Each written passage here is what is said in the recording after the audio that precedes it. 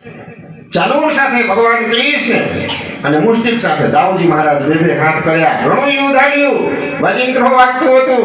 કંસ ઈશારો કર્યા કે મુષ્ટિનો પ્રહાર કર, મારીને ખૂન પડે છે.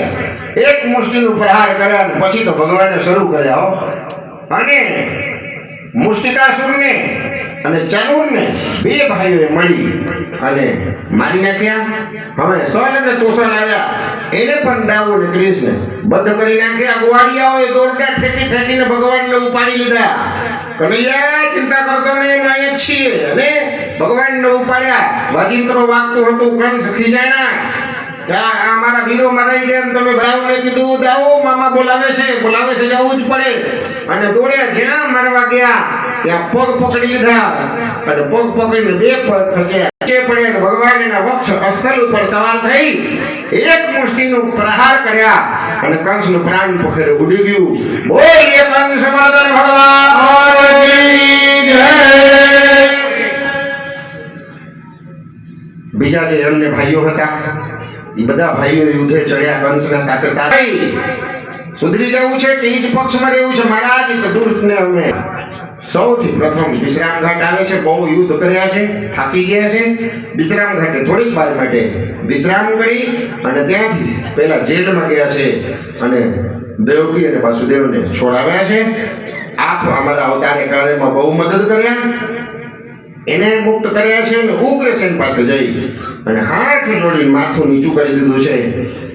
ઉગ્રસેને કીધું કે જેવું જેનું કર્મ એ ભોગવવું જ પડે. એ દુષ્ટ હતો, મને પણ જેલમાં પૂર્યો હતો.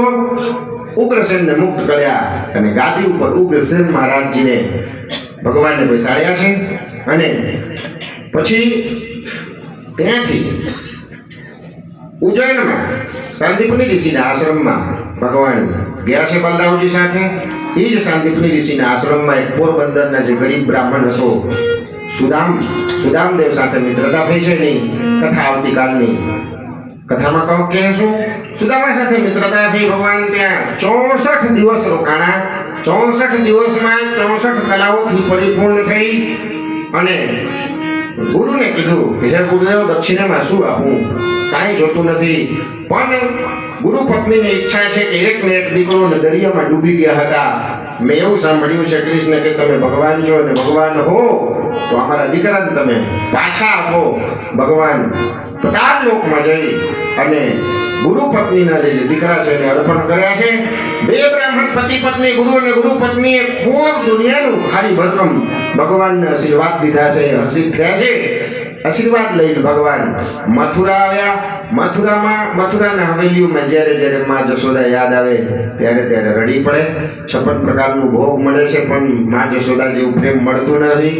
ઉદ્ધવજી જોયા, ઉદ્ધવને મોકલ્યા. ઉદ્ધવ એને જ્ઞાનને ભક્તિમાં રૂપાંતરિત કરવા માટે બ્રજ મોકલ્યા છે. છેલ્લે અને આવ્યો છે.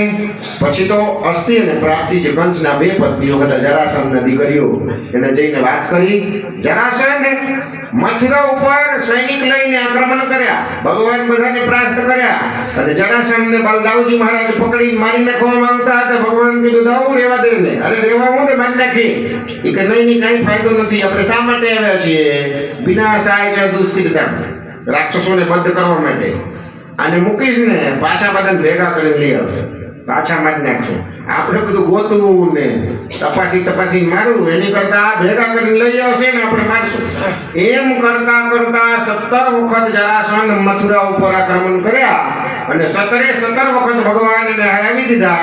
18મી વખતે કાલયવન સાથે એને મિત્રતા કરી, મથુરા ઉપર આક્રમણ કર્યા. ભગવાન હવે યુદ્ધથી થોડુંક શાંતિ માંગે છે.